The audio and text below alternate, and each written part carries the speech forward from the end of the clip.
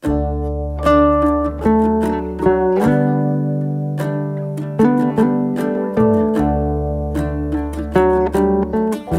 evening, everyone, ladies and gentlemen. My name is Pam Sador, and welcome to Radnor Memorial Library. And I hope you had a beautiful day. Mother Nature paid us a visit. I hope you're all dug out. You have to do both. And I'm really thrilled that Radnor Conservancy is my partner tonight.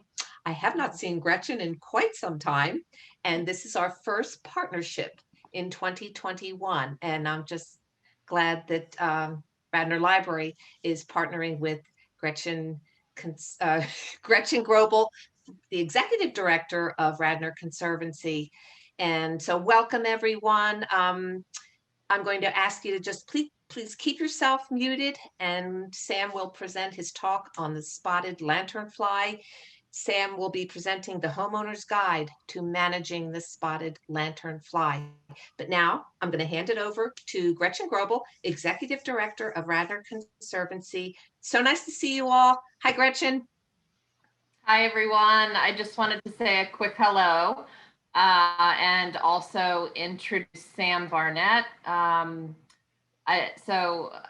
Welcome from Radnor Conservancy. And it's great to be here with Pam from the library. She's always a great partner to work with.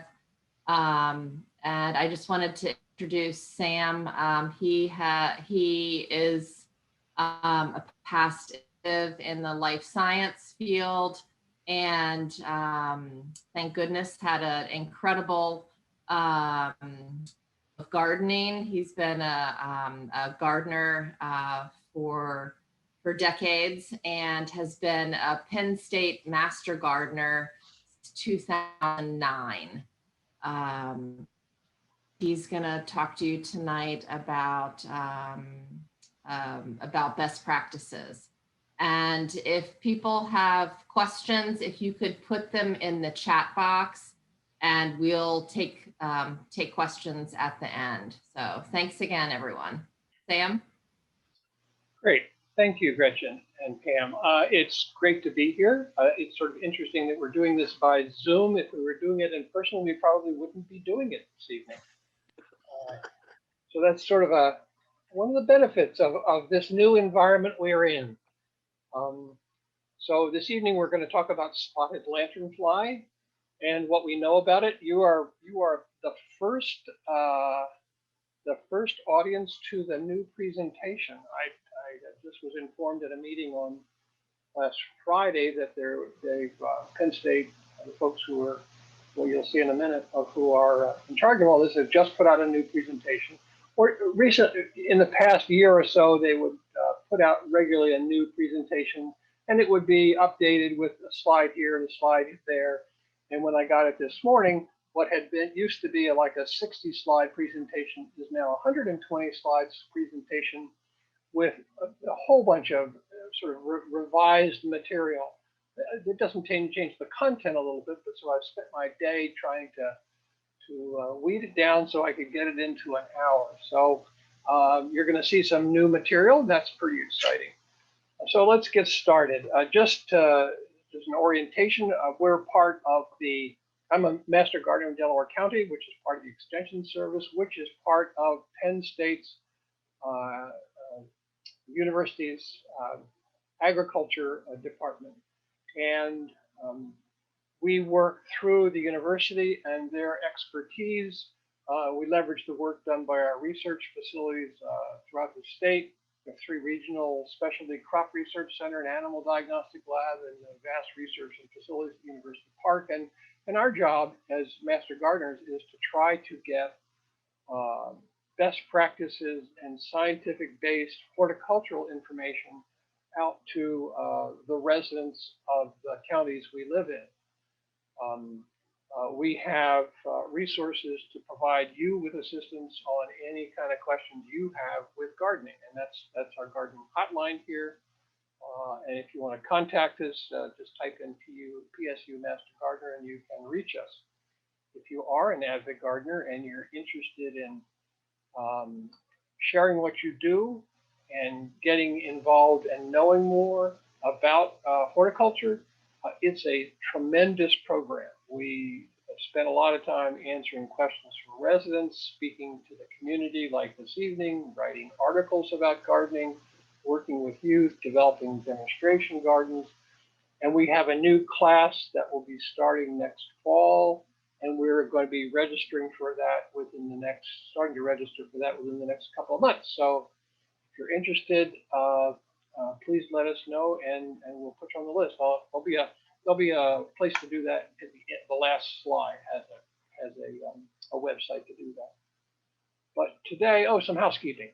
Yeah, today's session is being recorded, so there will be a place to get that, and I assume we'll send out an email to folks as to how they can see that if they missed anything. If you have questions, go put them in a chat box. It's kind of hard in this environment to deal with questions as we go, which is, as a presenter, it makes it very difficult. Much rather see everybody and talk to everybody, but that's kind of where we are these days with Zoom presentations. And again, if you have any questions, just type in Delco Master Gardeners and go to our website. Just some acknowledgments. This is the team of folks who are sort of at the forefront of anything to do with the spotted lanternfly for Penn State. Heather Leach is in charge of the program. She's a PhD entomologist, and she runs our biweekly conference calls. She's involved in a lot of the research on the spotted lanternfly and connects us with all of the other, with the Department of Agriculture, with the State Department of Agriculture, with other universities and other states. And she's right in the middle of all of it. Emily Swackheimer is the key education extension educator in the state responsible for that. And Beth Bentley was right in Reading when they first arrived and has been at it from the beginning. And they are really sort of responsible for a lot of the background behind these presentations, and I owe them a lot for that. Great people. So, spotted lanternfly. How did it get here? When did it get here?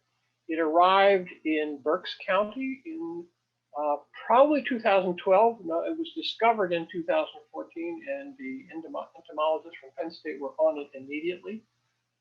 And have been doing their best to contain it. It's a native to Asia. I think ours came through Korea. And both Korea and Japan have had significant invasions, although Korean seems to be waning. And we think ours is came through Korea, but the genetic makeup of ours is much closer to the Chinese variety. It's a hemiptera. And hemipteras are plant hoppers, just like cicadas and aphids and other leaf hoppers, stink bugs.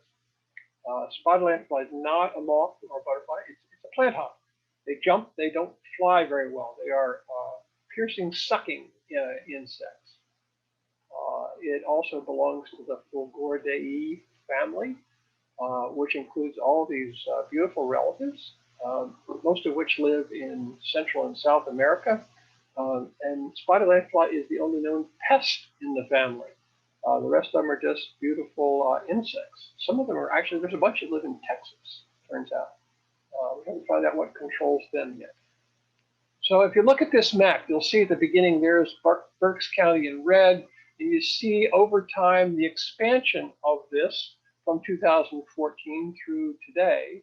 And you can see that growth in southeastern Pennsylvania, going into New Jersey, northern Delaware, Maryland. Now it's up into western Pennsylvania.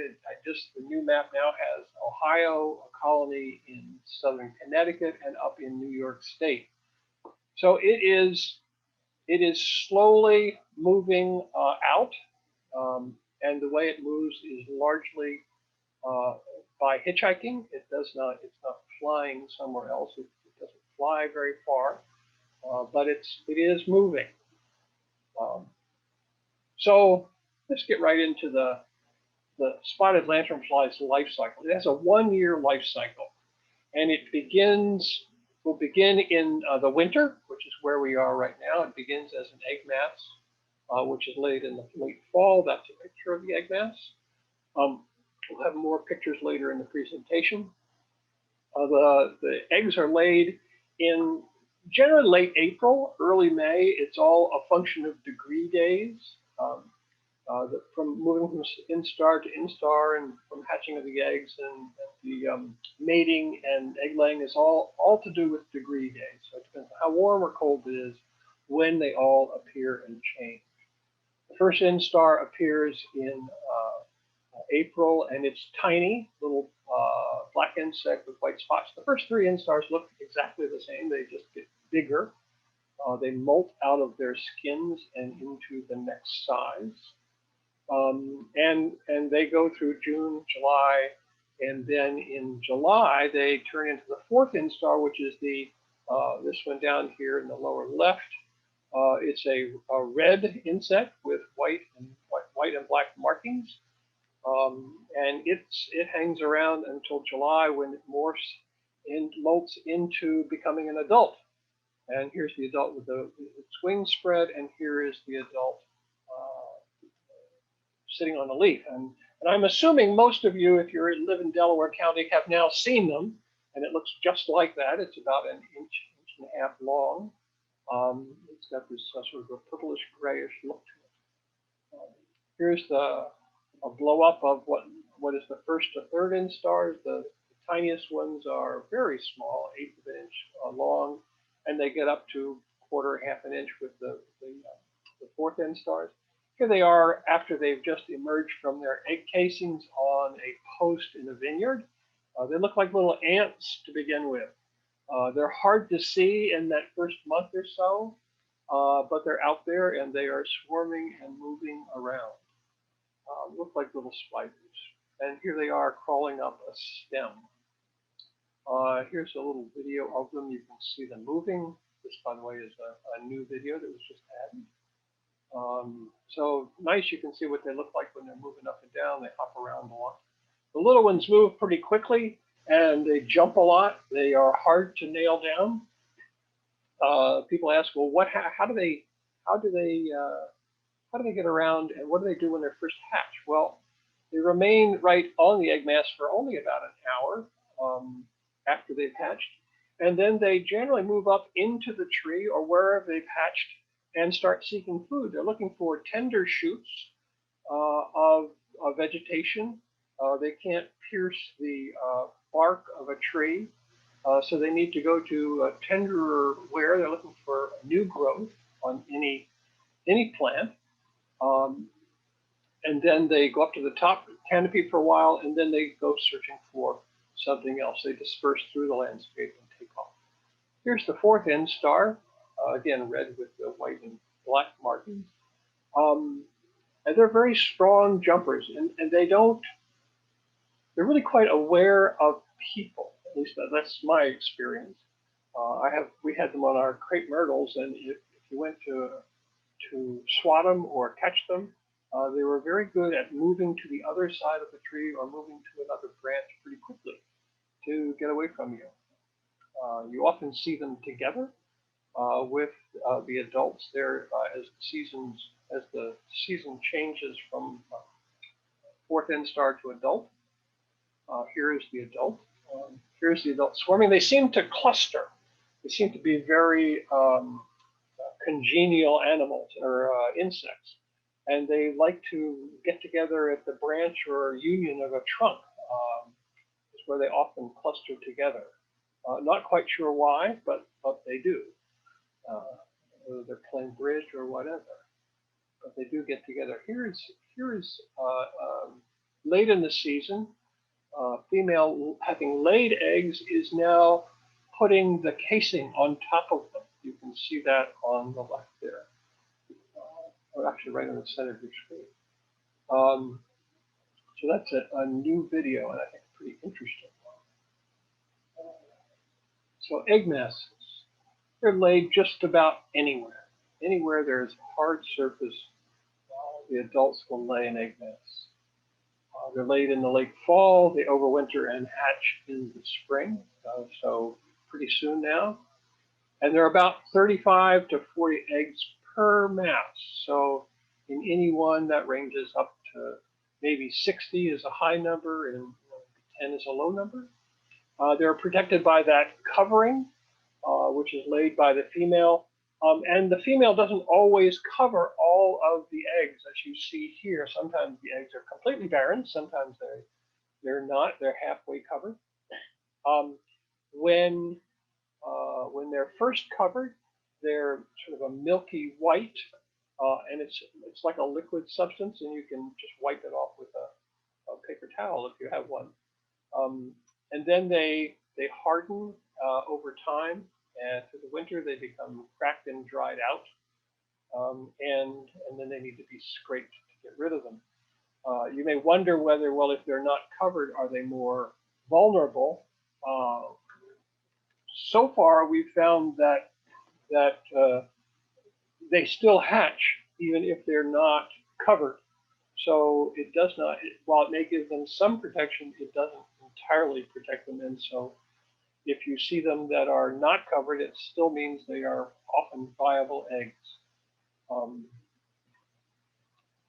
As you can see from the pictures here, they will lay them just about anywhere: light bulbs, patio furniture, camping equipment, drawers, tires, just about anything.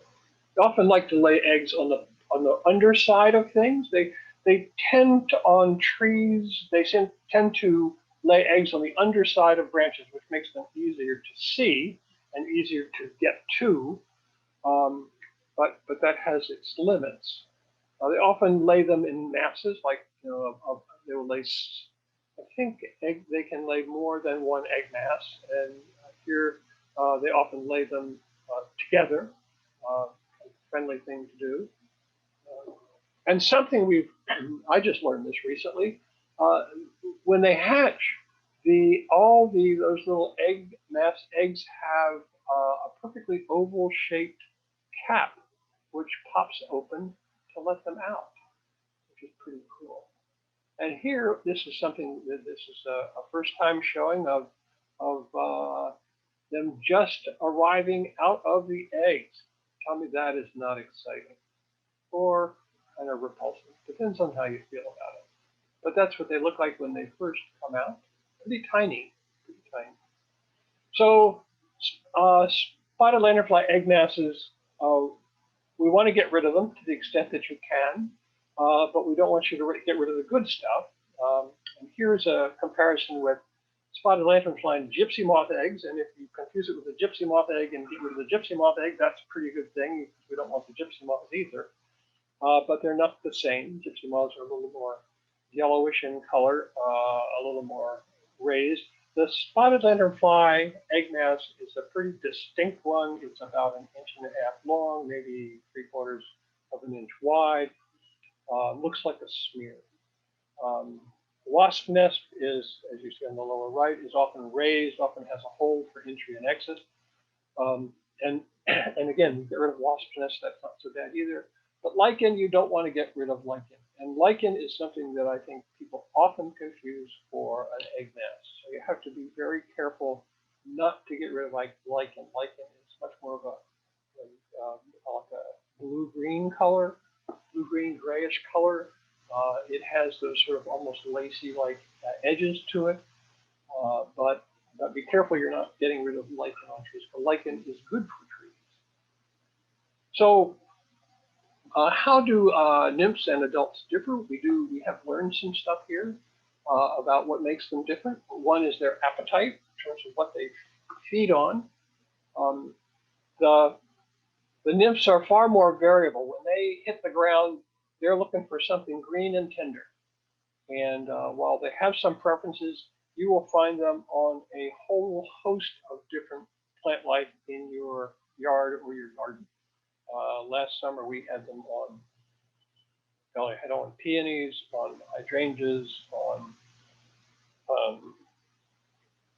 just a range of different plants. They're like succulents, new plant growth, and just about anything. They have some preference for roses. The adults generally much more predictable. They like woody plants, trees, and vines.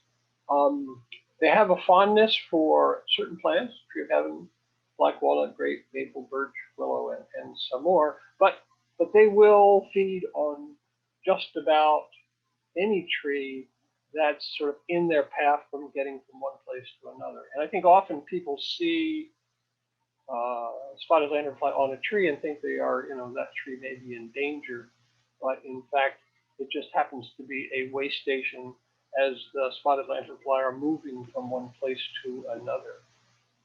So what's on the menu here? Well, one of the things about spotted lanternfly that makes it so difficult is that it likes so many different things. I think there's a list of over 70 plant species. I think it's much larger than that, but that's sort of a number that's used generally. But in point of fact, they take what's close. So it has to do with proximity. It also has to do with seasonality. It turns out that their preferred plants change from one time in the year to another, and that's a function of when the sap is flowing in those trees, I believe. And so they do move from some trees to other trees, and interestingly enough, the males move differently than the females. So let's move on here. The nymphs' favorites, some of the favorites are roses, cultivated and multiflora. Wish they would get all of the multiflora. That would be cool. The grapes, cultivated and wild, and the nymphs like the tree of heaven. It's one of the trees, like the black walnut and the styrex, that they seem to like. Although I have a styrex japonica, which is the Japanese snowbell tree, and I haven't had a lot of nymphs on mine yet, although I have plenty of adults. The adult favorites are tree of heaven, first and foremost, red and silver maple, black walnut, again, there's the styrex, and the river birch, the willow, and sumac. Those are sort of the favorites. And it's interesting when you talk to arborists, there's generally agreement on the first 10, the most 10 popular. But once you get past that, everybody has a different list. So you see, it depends on what your experience is and where you see them.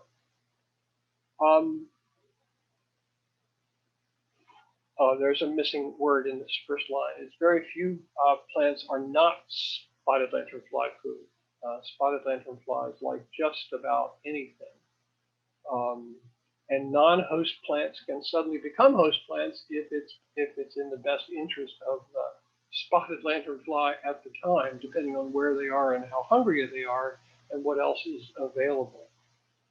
But generally speaking, we've found they don't spend time on conifers, your evergreens. They don't seem to spend much time on the pears or cherries or black cherry. Evidently, they lay their eggs there, but they don't seem to be on those trees. And we have not. I've been pushing for it for several years now, but with little success. But we don't have much data on tree preference. In other words, if you have 20 different trees and different kinds of trees in your yard, which are most likely to get it and which are least likely to get spotted lanternfly. We're trying to do some research on that as we speak. So hopefully stay tuned, and maybe we will get that data in the not too distant future. Something I think would be really helpful to everybody to know what they don't get as well as what they do get or do like. Here's a picture that sort of we include in here just as this is probably your worst nightmare to find this in your backyard. When I first saw it, I thought, oh my goodness, I think it's time to move. I now know what I would do. And actually the answer to this at the moment, if you saw this, is a good shop vac. That will take care of a lot of this, although actually they'll all go up into the tree. Things will be pretty unpleasant under the tree for some time. So this is not a good scene. This is really what you want to try to avoid. But don't think that this is going to happen to all of your trees if suddenly they appear in your yard. It's a rarity that you will find this because this only happens to only select trees and not to all trees. Here they are on the grapevine. They love grapes, and they will destroy a grapevine. Here they are on a maple tree and an ornamental maple, and again they will do some some serious damage to this tree. They won't kill it, but they'll do some serious damage. So where do they feed? Well, they feed on nymphs feed on new growth, as we've talked about. And the interesting thing is they're up in the canopy, so often you can't even see what they're doing. And the adults feed throughout the tree, the canopy and tree trunks, and late in the season, they will move towards the trunks because that's where the sap is, and that's what they need to feed on to be able to generate eggs for the coming season. How do they move? Well, the nymphs are hard, very jumpy. They always go up. They've done some interesting studies where they put fluorescent dye on them and let them go at night. And then they come back every night and measure where they've gone. And they find they have always gone either uphill or up trees. They don't generally go down. They're always searching for other hosts or searching for primary hosts. So they may only stay on a plant for a few days. Adults are still hard to catch. Adults are easier to catch than a nymph. In other words, if you go to smack one off of a tree and you just knock it off the tree and it's still alive, it'll float to the ground. You can generally find it and step on it. But if you don't, it will hop back and go right back up the tree again. And so if you wait a few minutes, pretty soon you'll see it on the trunk of the tree, and then you can have another go at it. They tend to stay put on that host on the trees they like for longer. Although for some trees, they are on them only temporarily to go up to the top of the tree to take off and go for a better tree. Late in the season, they're looking for their what we're calling hot trees, which are the preferred trees, where they feed in the large numbers that you saw on that other picture a few seconds ago. The spotted lanternfly don't really fly. There's been research on how they travel and how far they travel. Some interesting research, and I can't remember what the exact number is, but it's somewhere the average flight of a spotted lanternfly out of a tree is like 75 yards. And the farthest they go is like 150 yards, unless they really catch a wind current, which they are apt to do. And there they may go up to a mile, but probably that's a rarity. They generally launch themselves off of a pole or a tree and then float to their next destination. They'll climb up a telephone pole in the middle of a field to improve their chances of getting somewhere. What sort of damage do they do? Well, nymphs ingest a lot less tree sap or plant matter. And they stay on the host for a shorter period than adults. And they're probably a lot less damaging to your plants, although they can do some significant damage to plants if you have enough of them. So the best thing is to try to knock them off the plants. But high levels of feeding in a tree, what it does is really increase the stress on the tree. Not so much kills it, although it will probably kill tree of heaven or a grapevine or young saplings. It's through its taking the sap out, it will reduce photosynthesis and sap flow. So that is the damage it does. And what it really does is it makes the tree more susceptible to other diseases. So how does it do this? Well, as I said to begin with, it's a piercing sucking insect. And so it has a piercing sucking mouth part. It's this stylet right here. Think of it like a straw that they stick into the tree. They don't have a strong musculature in their jaws or their respiratory system, and to suck up enough through the plant, and so they rely on the turgor of the plant. And think of turgor as like a maple tree. If you're tapping a maple tree for maple sugar, when the temperature is right, range, I think it's below freezing at night and above 40 during the day, and sustained warm weather in the daytime will cause a much more rapid release. Well, tapping the tree releases the sap from the fibers, and it just naturally flows out. You don't have to suck it out, it just comes. And that's what the spotted lanternfly are relying on, is that turgor to push the sap out, and then it takes the sap in, digests it, and then expels honeydew out the back side. So that, and then it relies on turgor pressure. Yeah. So how does it cause damage? Well, think of it as a plant stressor, not for the most part a plant killer.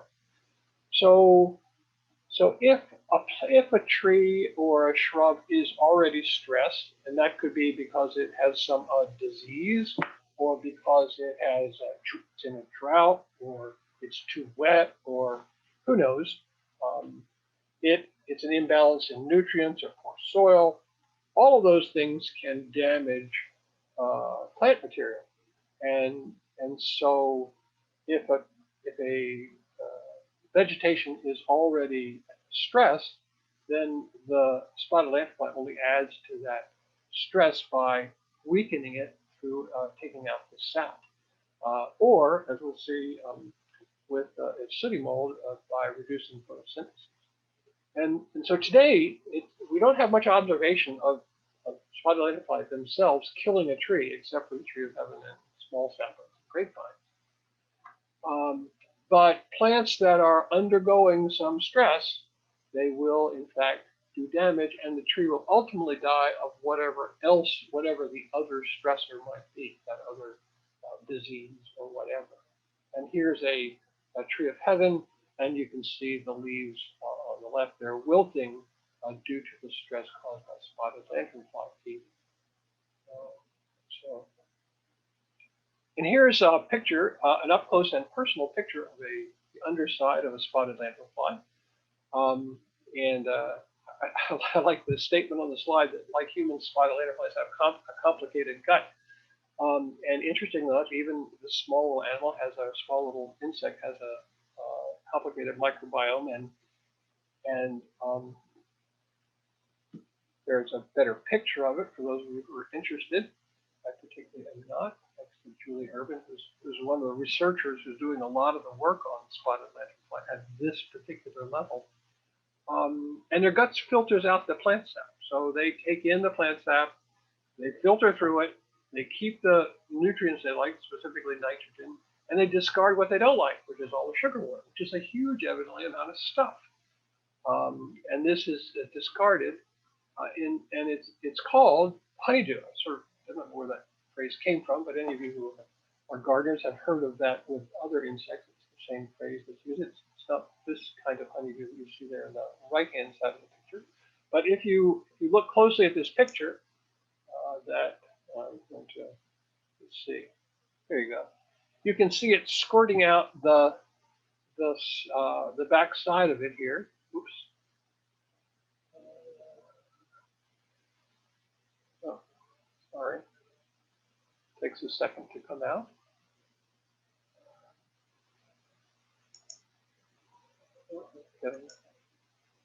But we'll move on anyway. When this happens, there it goes.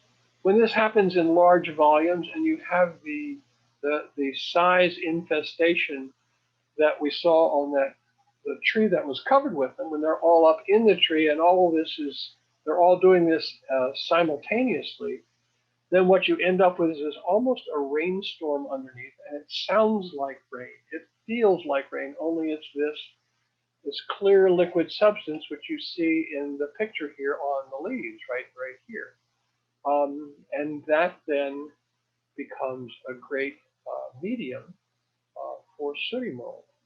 It also attracts other insects, often the stinging kind, things like yellow jackets, hornets, wasps.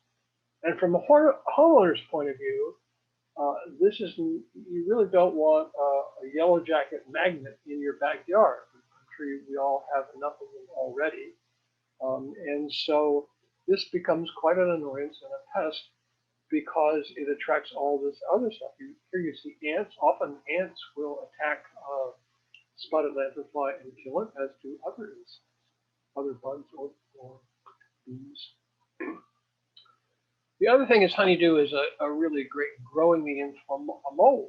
And so you have sooty mold, which is this black stuff you see on the leaves on the left and on the tree trunk on the right.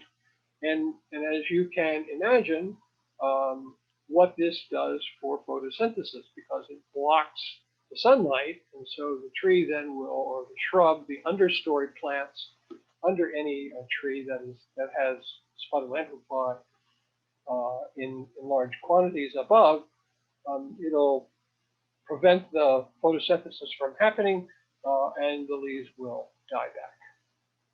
As you can see here, sooty mold causes the dieback of the leaves in the trees here in this picture.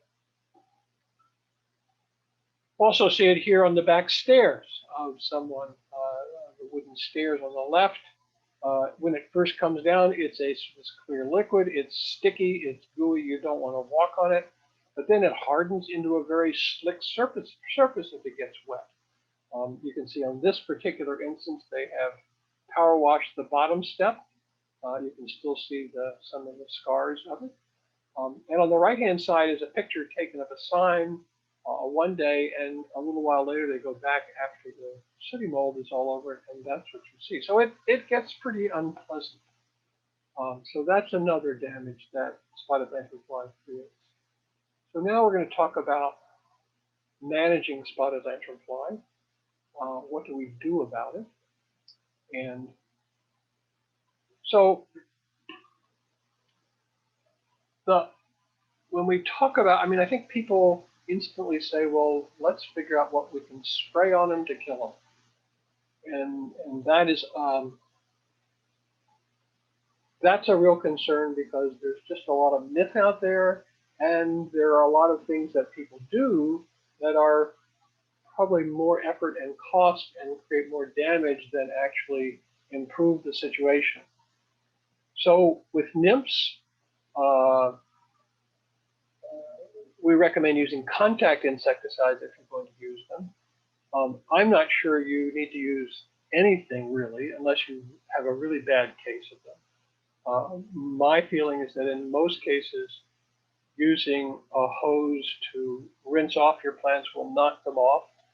And often they don't come back, unlike adults that will come back to the same tree. The nymphs don't do that so much. When you knock the nymphs off, they go somewhere else. So sometimes repeated spraying of your plants helps to deter them. And you can use neem oil or pyrethrins or horticultural soap. But it's thought to be less damaging than the same number of adults would be. And tree traps are also effective for the nymphs. And we'll talk about doing tree traps in a minute. Contact insecticides for the adults are okay for sort of knocking them out of the tree as a way of treating them. It's only temporary because they just keep coming on, and you have to use so much insecticide, contact insecticide, to get through them that it's very difficult to kill them. Really, if you're going to do anything, you need systemic insecticides on those trees that are the hot trees, and that will provide you with control. And I'll talk about that a little more in just a minute. But trees are probably less effective with the adult spotted lanternfly. I think the thing that you have to remember is, it doesn't matter what you do, you can't prevent them from coming on your property. There is no deer fencing for spotted lanternfly. They will, if they want to come, they'll be there, as most of you probably already know. So here's sort of a management timeline for managing spotted lanternfly. Well, first off, don't move them. Make sure you're not taking them from place to place, and that's just all year round. But that means eggs or nymphs or adults. We're in the scraping, smashing egg stage right now. We'll be in that through probably late April, maybe early May, and then not again really until later in the fall, late October and November. Using tree traps is a good thing to start doing in May. Probably less effective later in the year.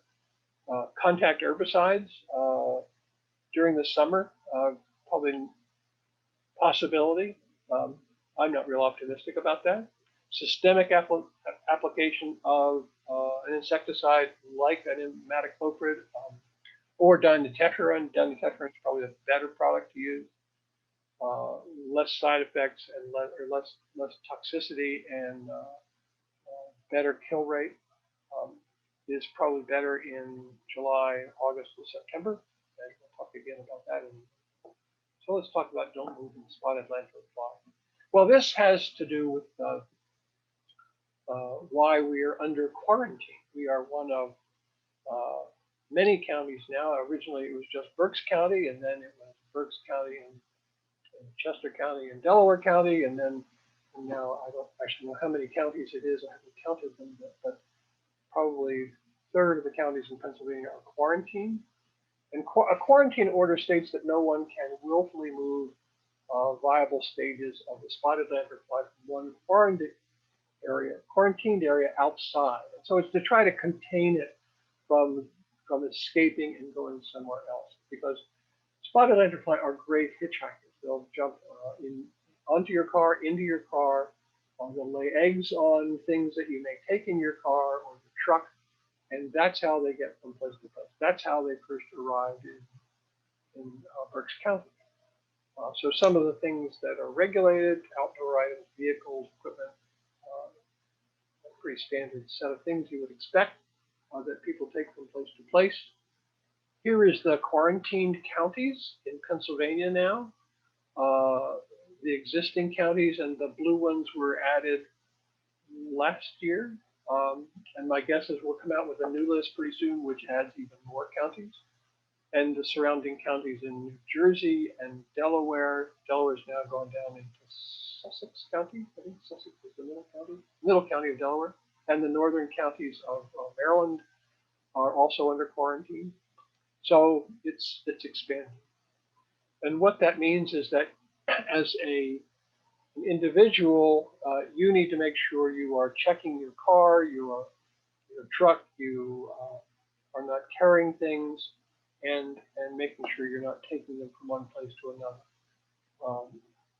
So one of the things they talk about a lot is firewood. Firewood is a place where they often will lay eggs, and you have to be careful where you park, because if you park in a parking lot where there are many of them, or you park in under a tree or in somebody else's yard where they are infested, they will get in your car, under your car, and they'll go along for the ride. And as long as you're just going down the road and coming back again, probably not a big deal because you're all in the same area. But if you're going to go outside the quarantine area, that becomes a great concern. And that's what this whole quarantine business is about, is stopping the spread and making sure you're not taking them outside.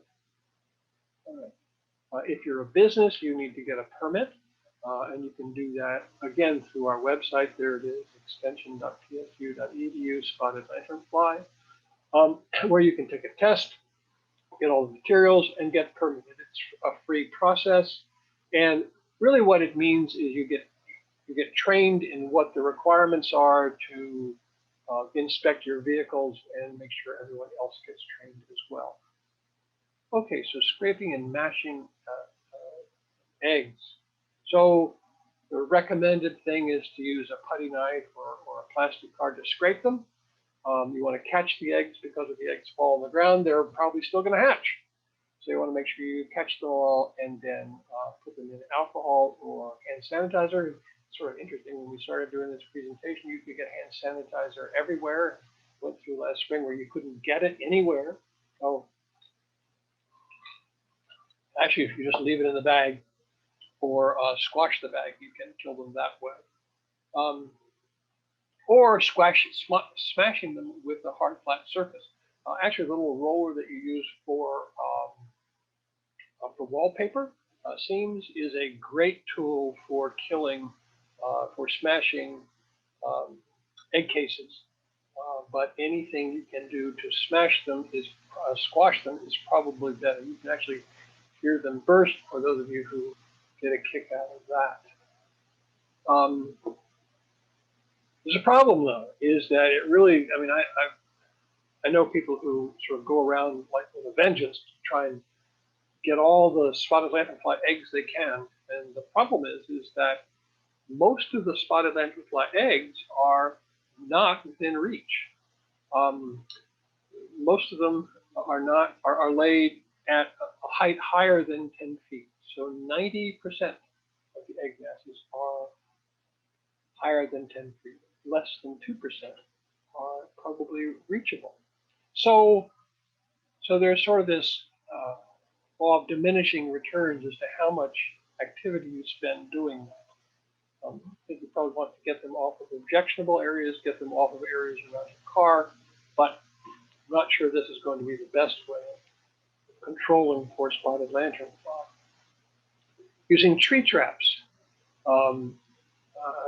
Here's a great picture of spotted lanternfly go. They always go up.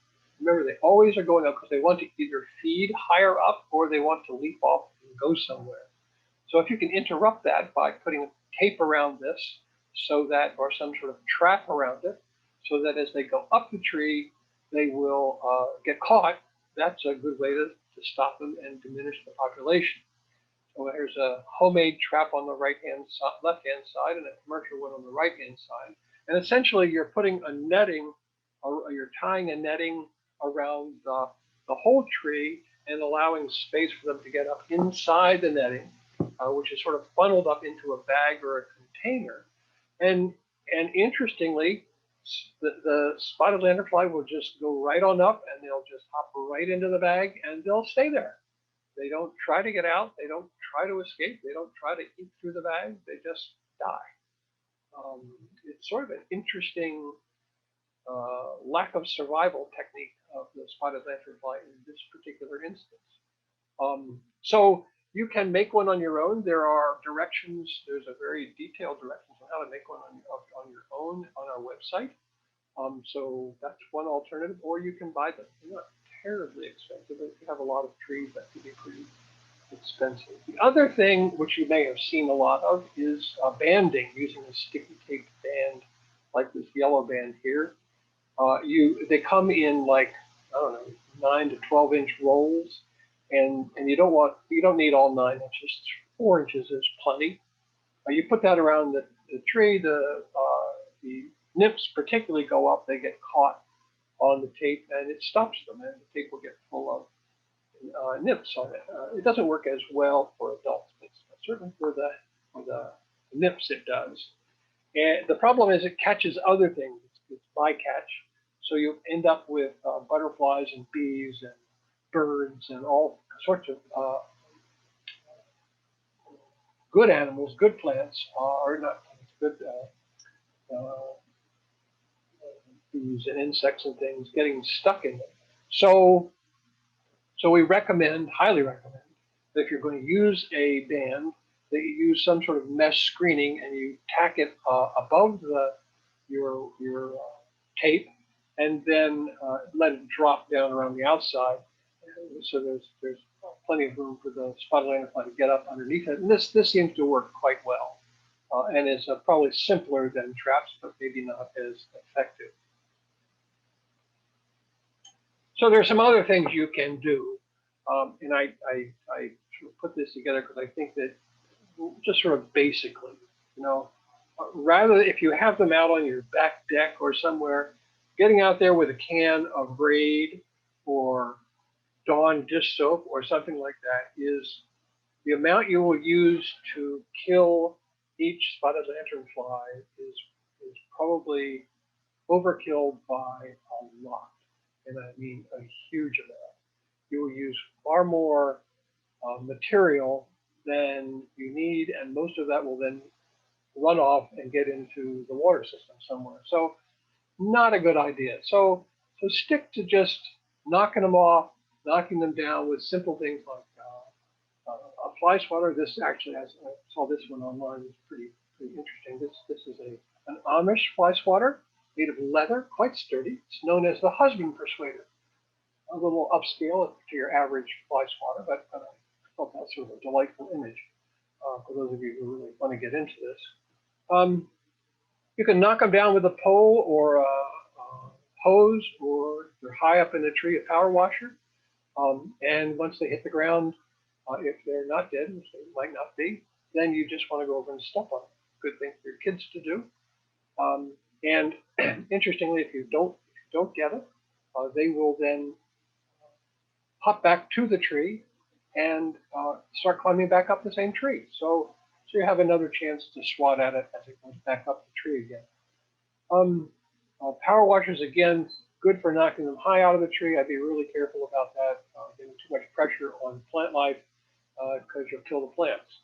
But with a hose, you can spray on a plant and knock a lot of them off, and then go after them after that. With the nymphs, as I was saying earlier, you don't really have to worry so much about them getting back up the same plant. Stomping on them, get the kids to help you stomp on them, make a game out of it, always a fun thing to do. You can use a large mouth plastic bottle like you see down here at the bottom. If you hold the plastic bottle, mouth of the bottle right above the spotted lanternfly, and then close it in a bit, they'll jump right into the bottle. And in fact, sometimes they'll jump away, but just keep trying. You can get, I would say, probably 70, 80, maybe even 90% of the time that will happen. And then all you do is shake the bottle, knock them out, and then go on to the next one.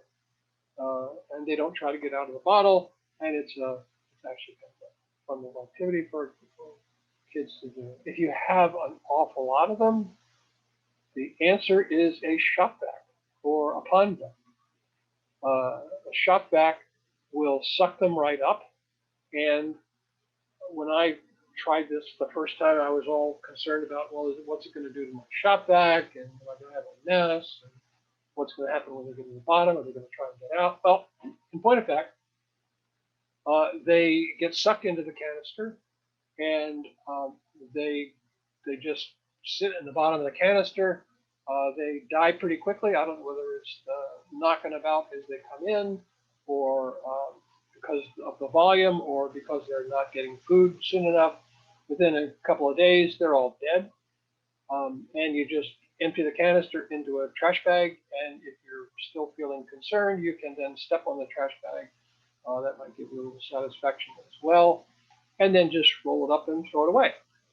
So pretty easy and pretty effective method. I use the pond. I happen to have a little pond, and so I have a pond vac, and the advantage there is it's got a very long wand and a very long hose, so it extends my reach, so I can get a lot of them from right on the ground that are up in the tree. At any rate, here's a picture of someone using a shop vac with they've tacked on a cup on the end of it. I don't even think you need to do that, but here.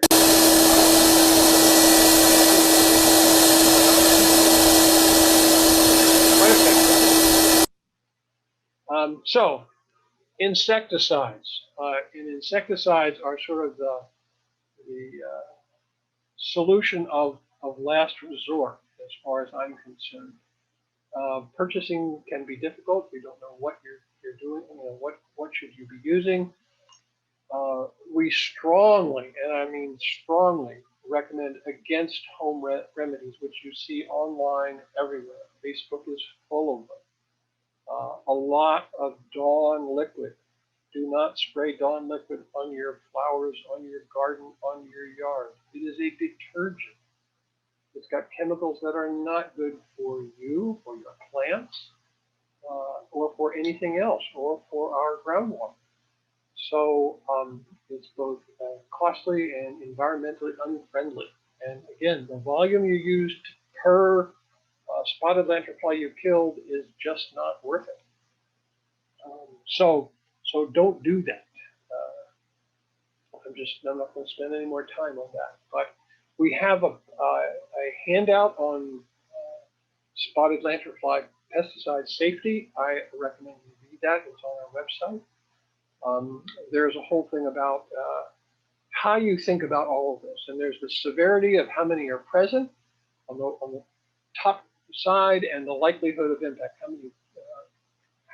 How healthy are your trees, and are they favorite trees?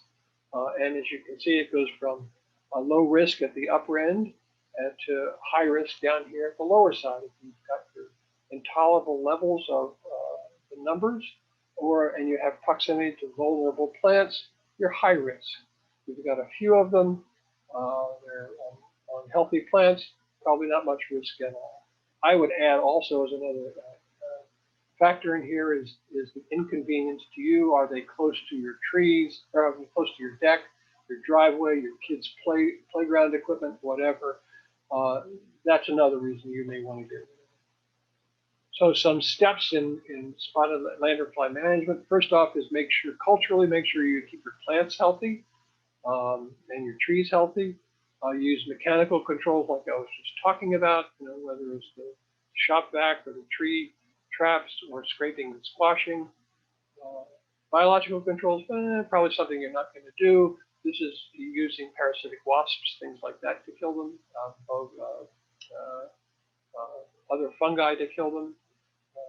But reduced toxicity chemical control, something like insecticidal soaps or neem or botanical oils, those don't have much residual effect. They don't have much damage, and so a much better idea. And chemical controls for systemic control is probably the one thing that you might want to consider if you have hot trees. So what are the kinds of things you want to be thinking about? One is you understand the difference between a systemic and a contact. A systemic insecticide is something that you put into the ground. You drench the soil, or you inject the soil, or you inject the trunk of the tree, and the insecticide goes into the tree's system such that when the insect feeds on the tree, it ingests the insecticide and then dies. It doesn't hurt the tree, but it kills the insect. And that's what a systemic is. It takes a while for those to get uptake into the tree. So let's say a soil drench may take 4 or 5 weeks to get up into the system, as long as there's enough water, enough rain, or you've watered the tree. Whereas a bark injection gets up much quicker, a bark spray even quicker up into the tree. Contacts, insecticides, are when you spray it on the insect itself, and they will only kill the insects that it touches. So whatever spray you do today kills the one you see today, but spotted lanternfly arrive on a regular basis in most places, so you would have to be spraying almost every day to kill them. But this is, I'm not going to spend a lot of time on this. This is on how to read insecticide charts. This and this list of insecticides, here's the contact insecticides. Here are the systemics, dinotephuron and imidacloprid, dinotephuron being, I think, the better one, the preferred one. This is all contained in a manual, which I'm going to show you in just a minute. So there's no silver bullet here. There's no one size fits all. But you want to think about what things you can do in your yard to make a difference. And I recommend that people look at the tree. If you have trees that have a high infestation, you want to ask yourself, are these hot trees? If they are on the list, then you may want to consider treating them systemically. And by treating them systemically, I mean probably just a once a year application. So I have a Starix japonica. I have like 19 or 20 different varieties of trees on my 1 acre here.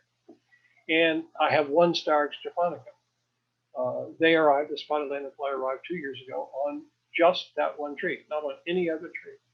And they've come back each year. So I treat that one tree in July. Sam, thank you again. That was a great presentation. And if anyone has questions, you can follow up with me at the Conservancy, or as Sam mentioned, Penn State Extension is an incredible resource. Yeah, it really is. Incredible resource. And it's a very easy to use website. It's easy to navigate. So thank you again, everyone. Thank Great. you. Thanks, Have fun, everybody. folks. It's so nice.